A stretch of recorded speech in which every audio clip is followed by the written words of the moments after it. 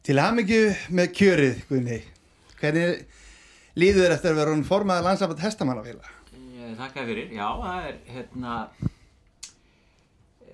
þetta bara skemmtilegt, spennandi og maður ekkert endilega búinn að, held ég, melta þetta alveg alla leið en þetta bara gríðarlega spennandi og mikið hringingar og mikið um verkefni sem að greinilega eru framundan og ég vissi það svo sem fyrir og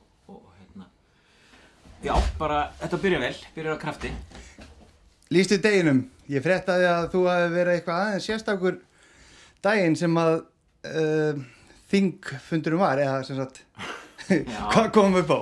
Já, dagurinn byrjaði nú skemmtilega, ég mætti á þingfund á laugardagsmorgni, eða sem sagt upp í Harðaból, þar sem við Harðafélagi vorum samankomnir og þá finn ég að fá svona svakalegt nýrnasteinakast og ég bara var að drepast allan laugardaginn og komst nú í gegnum þetta með herkjum, þessa ræðu og ræður og kosningin hafðist af en ég gat nú lítið haft mig fram á þinginu, ég var svona mikið á klósettinu bara að drepast en og svo fóru bara sunnudagur og mánudagur að jafna sig og orðinn helviti góða núna en Þannig að þú tókst fake it till you make it. Já, bara fake it till you make it og það var svona aðeins tafi fyrir að maður hefur ekki náð að vera kannski alveg eins og öflugur fyrstu 2 dagana hringi menn en ætli sé ekki bara eðlilegt að maður þurfa að jafna sig eftir svona þing og þetta búið að vera löng og ströng barátta, þetta búið að vera eins og hjá Trump, búið að taka hálft árið frá því út af þessar frestun frá því ég kom fram með þessa ákvörðun og þangað til þingið síðan var en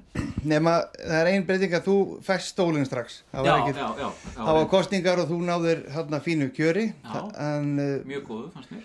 Þannig að það bara var svolítið svona afgerandi. Segðu okkur aðeins varðandi fjármálun hjá LH, svona nú kemur þú að borðinu og hvernig lítur þetta út svona frá fyrir stjórn og til dagsins í dag?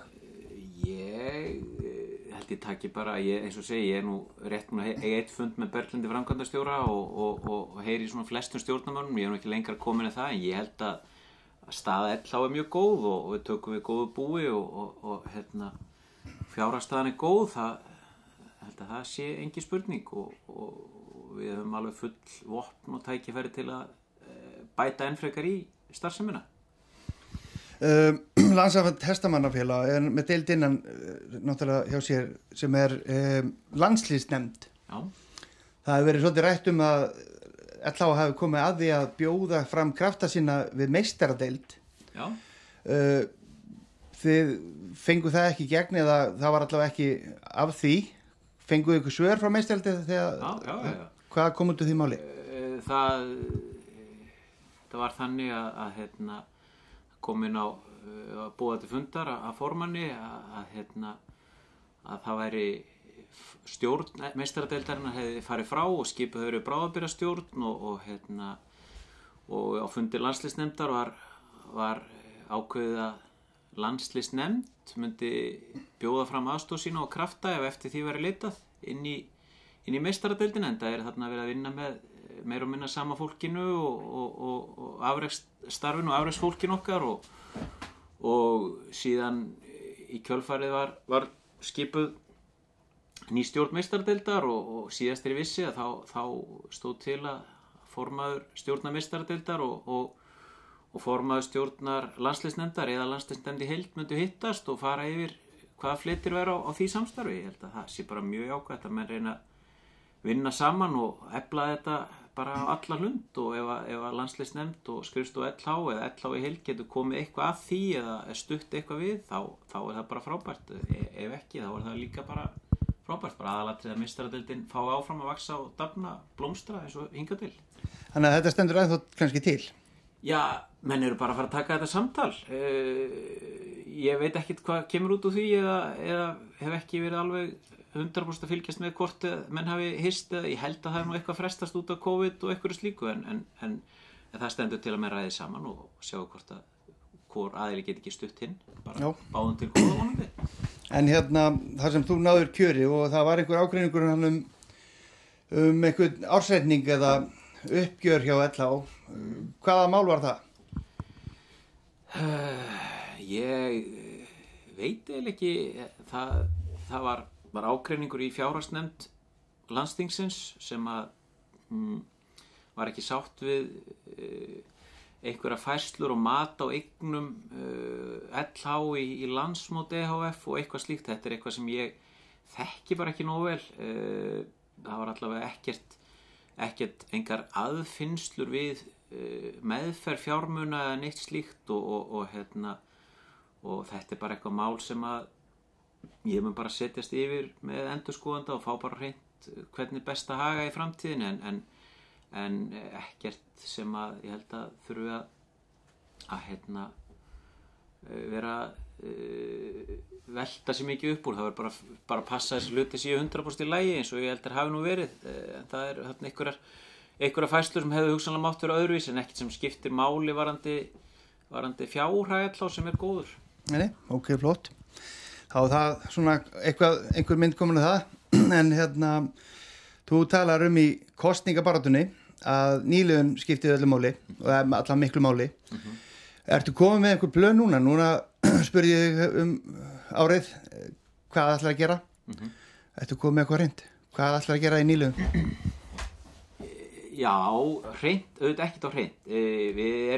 Ég byrjaður að teikna upp eins og ég sé það fyrir mér að þetta verður náttúrulega mál stóra málið ásamt reiðvega, öryggis og aðgengismálum okkar hestamanna. Þetta eru þau mál sem að ég sé fyrir mér að verði sett mjög mikill kraftur í og mun skipa, ég reikna með að við stjórn munum skipa átakshópa í þessum málum. Það er átakshópur komin á stað fyrirgefið í reiðvegamálum og öryggismálum og reiðvegum. Munum reyna að efla hann enn frekar og koma með fulltrú og stjórn og annað þar að borðinu og hugsanlega fjármagn og varandi nýliðunar og útbreiðslumál hestamennskunnar. Þetta er stóra málið og þarna verður settur allur fókus eða mjög mikill fókus og það er til skoðunar hvort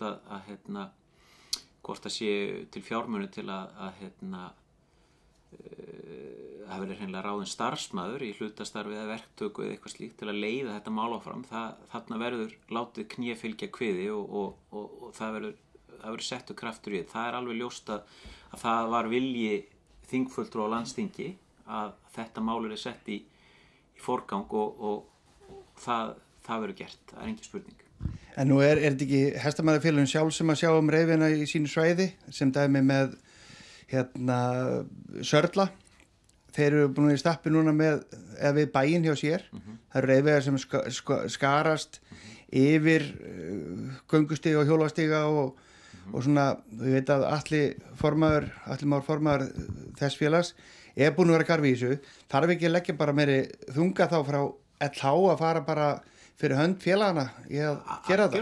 Algjörlega. LH eru heildarsamtök hestamannafélag og það er ekki hægt að þetta eru hestamannafélögin þetta best í stakk búin til að vita hvernig málum háttað í sínu nær umhverfi en landssamtökin, þar slagkrafturinn, þau þurfu þetta að fara fyrir og Og þú munt beita þig fyrir því? Klárlega og bara miklum þunga. Síðan með nýliðun þá náttúrulega núna COVID og leiðindi og þið ósku eftir undanþágu fyrir landsþing að opna reiðallir og hvernig stendur það mál? Nú eru unglingarnir okkar, er ekki hægt að gera einhverjar kröfur á að opna fyrir X fjölda, þar sem þetta ekki snertiflutir á neitt nátt? Þetta er mjög heitt mál núna og skiptir miklu máli að við séum á tánu. Ég var á fundi í gær með forseta ISI og fleirum þetta mál og bara hvernig hreyfingin er að taka þessum málum.